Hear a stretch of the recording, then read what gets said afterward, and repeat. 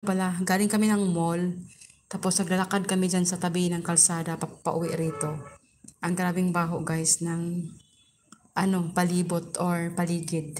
Yung kahit nakamas ako guys, hindi ko pa rin nawala yung mask, lalo na kung maglalakad kami, ganyan.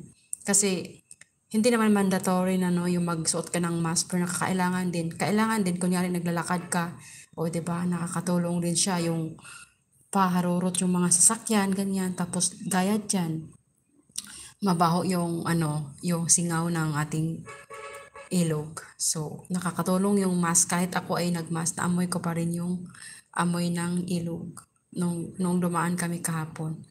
Kahit nga ngayon sa taas guys, medyo naamoy ko rin yung amoy ng ating ilog. Ganyan naman talaga pag summer guys, kahit saan. Kasi, syempre walang panibagong tubig ulan na dumadaan. So, ganun talaga yung mangyayari. 'Di ba? Hindi natin maiiwasan talagang ganun yung mangyayari. Noong araw daw, kwento ng taga dito Makati, yung mga karaan or taga dito talaga ba mga karaan na taga dito. Ano daw to dati, balasang at saka itong sapa daw to ay maglalaba pa daw sila, ganun. Pero siyempre iba naman ngayon at iba noon. Yun. Grabe, na sila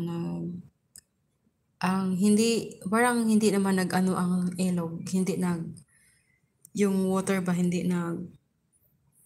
parang hindi gumagalaw na papunta sa left or right, hindi siya naggalaw. Pero unti-unting tumaas yung tubig dahil papunta na sa high tide.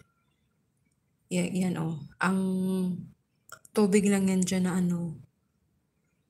nandyan na parang gumagalaw ay galing yan sa mga kanal.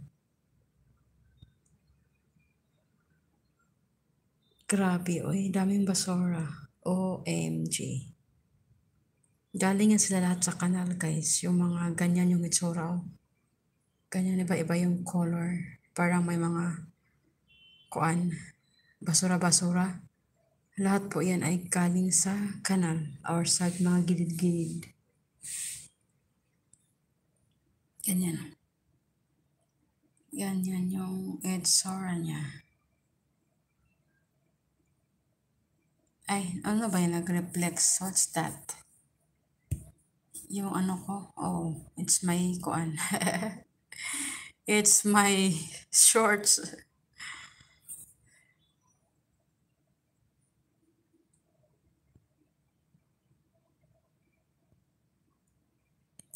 Na yan siya, oh. Sinama ko yung guys, yung Elmer's na glow. Ginagawa ko siyang sandalan ng aking telepono. Kasi kanina daw pa pinatayo ko telepono ko kanina. Ito yung ginagamit ko pang harang sa kanya para hindi siya matutumba. So, ayan na yung ating ating tawaran. Tawaran na bangka guys, papunta siya sa Makati. Maghatid siya ng pasahero. Ayan, ganyan guys. Yan siya, dati is 3 pesos, ngayon ay 5 na siya. Kung hindi ako nagkakamali or hindi ko nalimutan. Kasi sumakay ako dyan last year. Papunta ako sa mga pinsan ko. Ayan. Parang 5 yata yun. Lang naman.